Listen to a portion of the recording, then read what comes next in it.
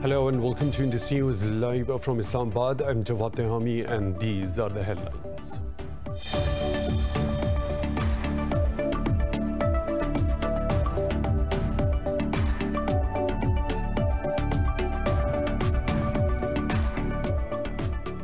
Pakistan has summoned the Indian charge d'affaires to protest the latest ceasefire violation by Indian troops along the line of control. The summoning comes hours after a soldier and a civilian were martyred and 4 people wounded in the Indian fighting. The Indian side was told to respect the 2003 ceasefire agreement and allow the UN military observers to visit their side of the line of control.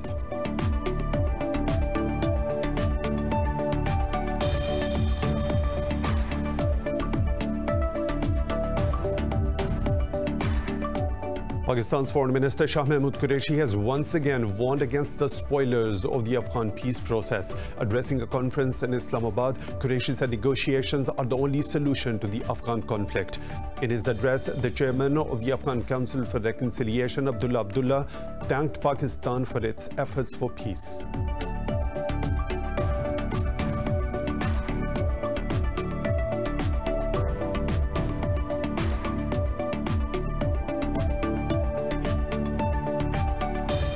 Armenia and Azerbaijan have accused each other of cross-border shelling far from the Nagorno-Karabakh conflict zone. Dozens have been reported killed and hundreds wounded as the fighting over the border dispute rages for a third day.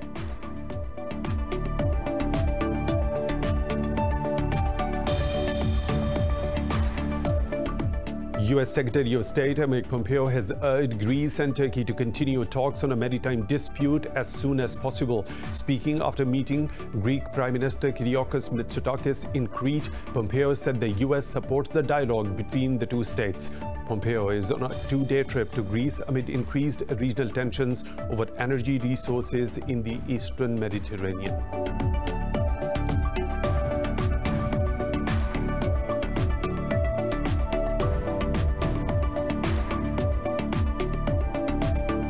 The global number of COVID-19 deaths has topped 1 million, while 33.2 million people have been infected.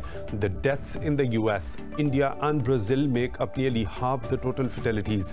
In Pakistan, 8 more people have died from the virus overnight, taking the toll to 6,474 with over 311,000 cases.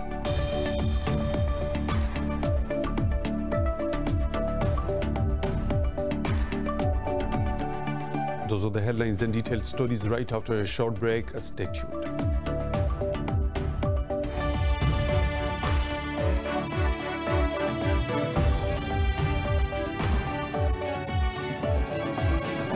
Welcome back, and now for the news in detail. Pakistan has summoned the Indian charge d'affaires to protest the latest ceasefire violation by Indian troops along the line of control.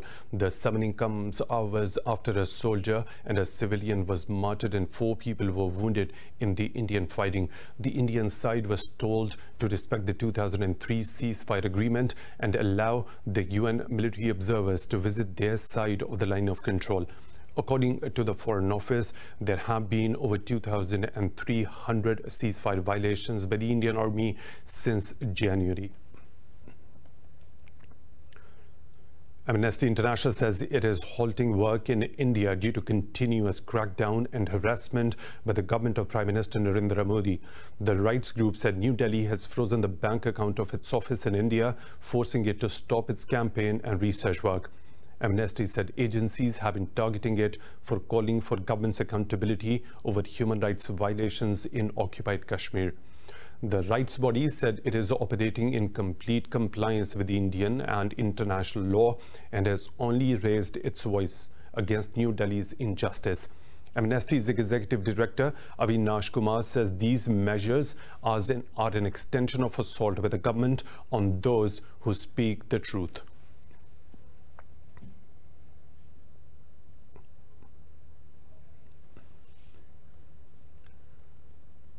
Pakistan's Foreign Minister Shah Mahmood Qureshi has once again warned against the spoilers of the Afghan peace process.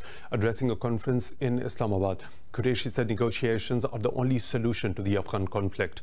Qureshi said peace in Afghanistan is vital for Pakistan and regional stability. He said ceasefire is necessary for peace, saying only Afghans can determine the future of Afghanistan.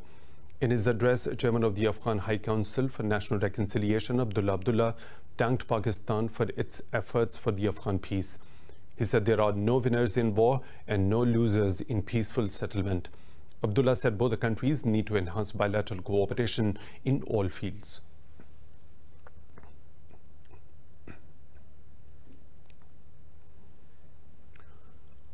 Armenia and Azerbaijan have accused each other of cross-border shelling far from the Nagorno-Karabakh conflict zone. This comes as the worst spate of fighting since the 1990s rage for a third day. Dozens have been reported killed and hundreds wounded in the clashes. Azerbaijan's President Ilham Aliyev said 10 civilians have been killed by Armenian shelling. There was no official information about casualties among Azeri soldiers. According to reports, a total of 59 Armenian soldiers were killed in the fighting. The dispute is centered on the control of the Nagorno-Karabakh region, which is recognized as part of Azerbaijan, but controlled by ethnic Armenians. Iran's Foreign Minister Javad Zarif has slammed the UK, France, Germany and the US for pressuring Tehran on human rights abuses.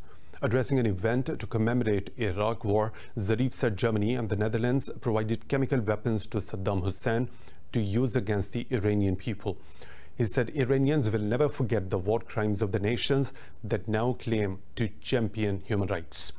Earlier, the UK, France and Germany summoned their Iranian ambassadors in a diplomatic protest of Iran's treatment of dual nationality and political prisoners. Meanwhile, Germany also issued a critical statement on Iran to the UN Human Rights Council on behalf of 47 European countries. Hamas says joint action and intra-Palestinian dialogue is the best way to confront Israel and its sinister schemes. In a statement issued on the occasion of the 20th anniversary of Al-Aqsa Intifada, Hamas rejected any agreement on normalizing ties with Israel. The statement said Palestinians will never stop claiming and fighting for their rights. It urged the Palestinians to frequently visit the Al-Aqsa Mosque in its defense and firmly confront Israeli forces and the settlers. The group said it will unify Palestine as it faces acute dangers by the world's recognition of Jerusalem as the capital of Israel. It also slammed the Arab League for failing to reject the normalization deals with Israel, saying organization didn't fulfill its responsibility. Israel's defense forces have demolished 2 residential structures in the West Bank under the pretext of unlicensed buildings. Local media says a unit of Israeli military razed houses with bulldozers in Khirbat Yarza village of Tubas city, displacing their occupants. It says the soldiers also prevented journalists on the scene from covering the demolition and seized Palestinians' television's broadcasting van. The site of the incident is already a marginalized village with most of its lands littered with Israeli landmines. U.S. Secretary of State Mike Pompeo has urged Greece and Turkey to continue talks on a maritime dispute as soon as possible. After meeting Greek Prime Minister Kyriakos Mitsotakis on the island of Crete, Pompeo said Washington strongly supports the dialogue between the 2 NATO allies. Pompeo is on a two-day trip to Greece amid increased regional tension over energy exploration rights in the eastern Mediterranean. Greece and Turkey have agreed to resume exploratory talks over contested maritime claims following weeks of tension. The United Nations has praised the positive and proactive attitude of opposing parties in Libya during their talks in Egypt. In a statement, the UN support mission in Libya said it has facilitated the talks in the framework of the ongoing 5+5 Joint Military Commission. The UN mission also expressed gratitude to the Egyptian government for making the talks possible. It said the UN expects the outcome of these face-to-face meetings will be mainstreamed into Joint Military Commission. Earlier in June, virtual meetings of the UN-backed Government of the National Accord and the Eastern-based army were held under the auspices of the mission.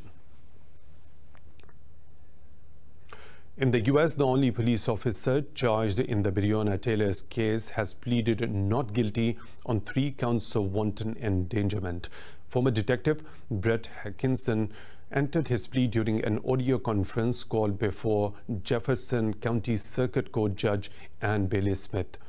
Judge Smith ordered Hackinson to not possess any guns after his lawyer argued his client may need weapons for self-defense. The other 2 officers were not charged after Kentucky's Attorney General Daniel Cameron concluded their use of force was justified. A grand jury indicted only Hackinson with endangering Taylor's neighbors during the botched March 13 raid on her apartment. South Korea says its fisheries official killed at the Korean waters last week was trying to defect to North Korea. At a briefing, South Korea's Coast Guard inquiry chief said the claim was based on military intelligence, analysis of tidal current, and other circumstantial evidence. The official said the tidal current on September the 21st suggests the victim could not have reached where he was found unless he swam to get there. He said the North Korean authorities were aware of the official's personal credentials, such as his name, age, hometown, and height. The official said an accident or a suicide is very unlikely as the official was wearing a life jacket, but the investigators are not ruling out such scenarios. Earlier, Pyongyang said it shot at a man intruding into the North's waters and burned the floating material, carrying the man in an attempt to contain the spread of COVID-19. Hungary has demanded the resignation of the European Union's Vice President Věra Jourová over the critical remarks about the country. In a letter to the EU President Ursula von der Leyen, Hungarian Prime Minister Viktor Orbán rejected the criticism. Jourová had remarked that a sick democracy is being built in Hungary. She said Hungarian nationals are not in a position to form an independent opinion. Orbán termed the words as insulting and unacceptable, asking Jourová to step down.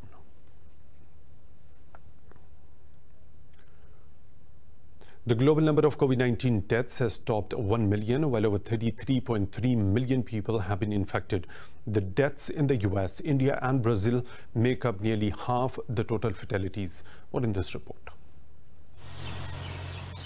Deaths from COVID-19 have doubled from 500,000 in just 3 months. According to Johns Hopkins, 1 person died in every 32nd. Infection numbers are rising again in the United States and setting new records in various countries worldwide. But US President Donald Trump continues to demonize restrictions of any form, claiming his administration has slashed the mortality rate by 85%. Excess mortality compares total deaths during a pandemic to what we would be expected in a normal year. This is a critical measurement because it includes undetected China virus deaths along with deaths resulting from lockdowns. And lockdowns can be very harmful. And we have too many states that are locked down right now. The governors are, nobody knows what the governors are doing actually. The rise of the second wave in Western Europe has forced states to consider reimposing restrictions amid rising infections. The UK has tightened its lockdown in northeast England, making it illegal for people from different households to mix. But the ailing economy has forced many countries to lift restrictions, despite skepticism regarding the resurgence of the virus. In his message on the global death toll hitting 1 million, UN Secretary General Antonio Guterres dispelled the notion that the pandemic is over. And still there is no end in sight to the spread of the virus, the loss of jobs, the disruption of education, the upheaval of our lives. We can overcome this challenge, but we must learn from the mistakes. Responsible leadership matters, science matters, cooperation matters, and misinformation kills.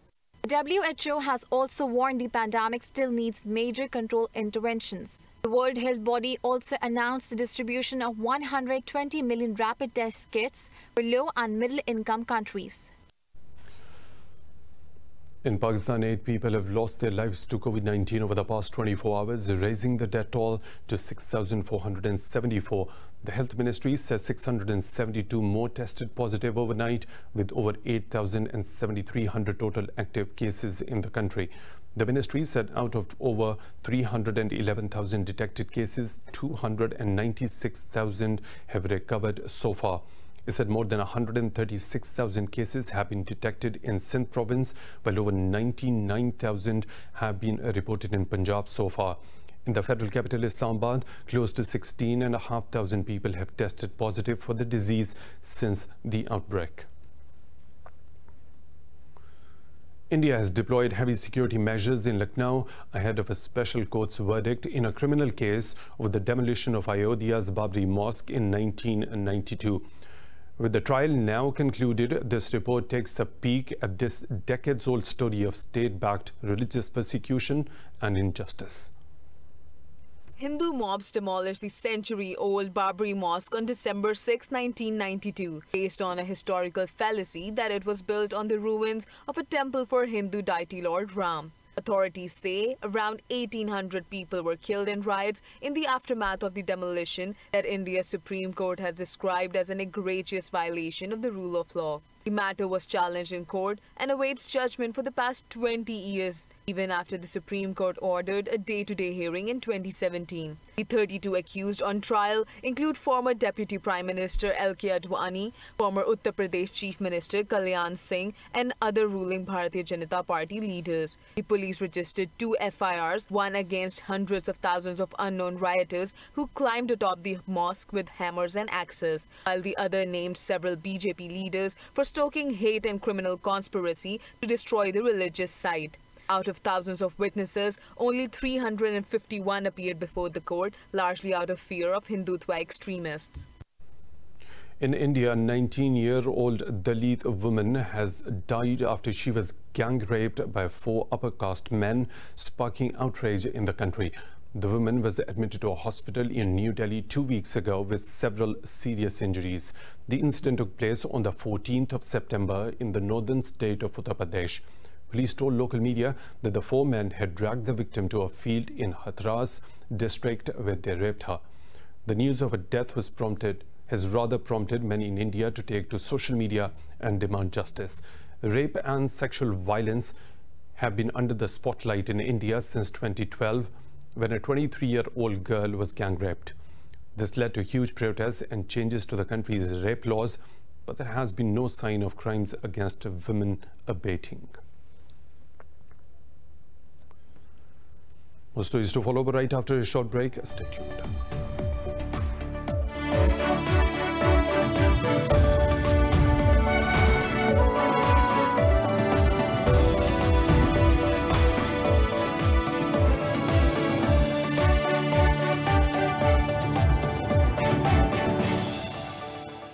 Welcome back. 3 people have been killed in the raging fire in Northern California, which has destroyed 146 buildings and charred 31,000 acres of land. California Governor Gavin Newsom said a separate blaze, glass fire in Napa Valley, has grown to 11,000 acres overnight. California Department of Forestry and Fire Protection said over 70,000 residents have been advised to evacuate. More than 1,000 firefighters are battling the glass fire as authorities investigate the cause of the blaze. Pacific Gas and Electric Company says over 100,000 homes and businesses have suffered power outages across Northern California since Sunday. A substantial number of structures have been damaged, wineries and other structures in and around the area.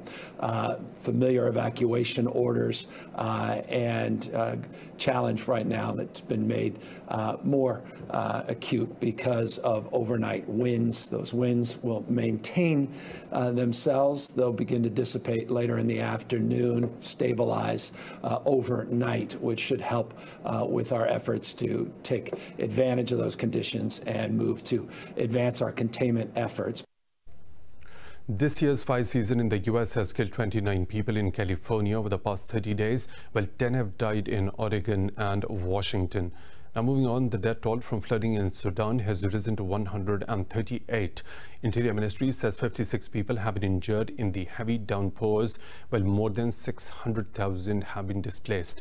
The ministry added more than 100,000 homes have been partially or completely destroyed due to floods. Earlier this month, Sudan's Security and Defense Council declared a national state of emergency for 3 months. A designer in Thailand is throwing his support for the pro-democracy movement through his new version of school uniforms. More about his new school collection in this report. In Thai classrooms, showing a rebellious or creative streak through what you wear is difficult. School uniform rules are strict down to how pupils' hair should be cut and the type of socks and shoes they are allowed to wear. But as students around the country push back against what they call archaic rules and join a broader pro-democracy movement, a young clothing designer is throwing his support behind them in a colorful way. Ken Tamspun has taken the typical uniform for girls and boys and blown them up into exaggerated versions with huge collars and sleeve ruffles. The uniform is not an indication that tells how students will turn out in the future. You can't just use the outdated values to say that a student is good because they follow the correct attire. If they're not properly dressed, the student would be deemed unruly and bad. You can't measure them like that. Ken's collection, called Rule Breakers, is based on the Dowdy uniform that is made to order and can be worn by anyone. But his creations are not just for fashion. Ken hopes that his designs will also help change the mindset of people. In the end, the uniforms that break away from traditional structures, although they still resemble uniforms, they are creative. I want to support kids so they can be as creative as they can.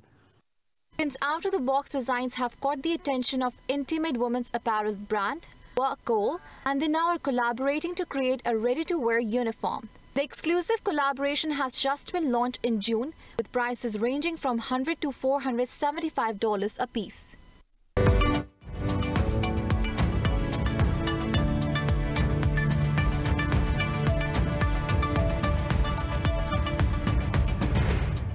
HUAWEI's chief financial officer has appeared at a Canadian court as her lawyers resume their fight to block the U.S. efforts to extradite her. Meng Wanzhou was arrested in December 2018 on a warrant from the United States. She was charged with bank fraud for misleading HSBC about HUAWEI's business dealings in Iran. Her lawyers will argue that the U.S. extradition request was flawed because it omitted a key evidence. They will contend that Meng did not lie to HSBC about HUAWEI's business in Iran. Meng says she is innocent and is fighting extradition from a house arrest in Vancouver. The arrest has strained China's relations with both the US and Canada. European markets have declined, pulling back from Monday's rally with Brexit talks and the first US presidential debate on investors' radar. The pan-European stock 600 has dropped 0.5%, with banks shedding over 1%. London's FTSE and Frankfurt's DAX have lost 0.5%, while Italy's FTSE MIB also slipped. Paris's CAC 40 traded marginally lower at the end of the day. Earlier Asian markets traded mixed. Chinese, South Korean and Japanese shares gained, while Hong Kong's and Australia's ASX 200 dipped.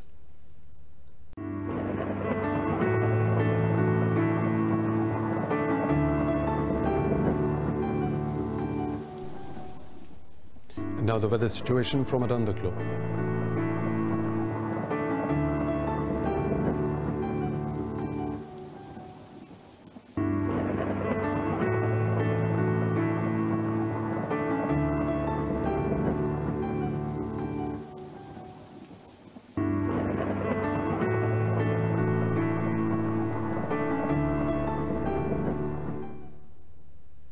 And that is all for now. For the latest updates, you can follow us on social media at Indus.News.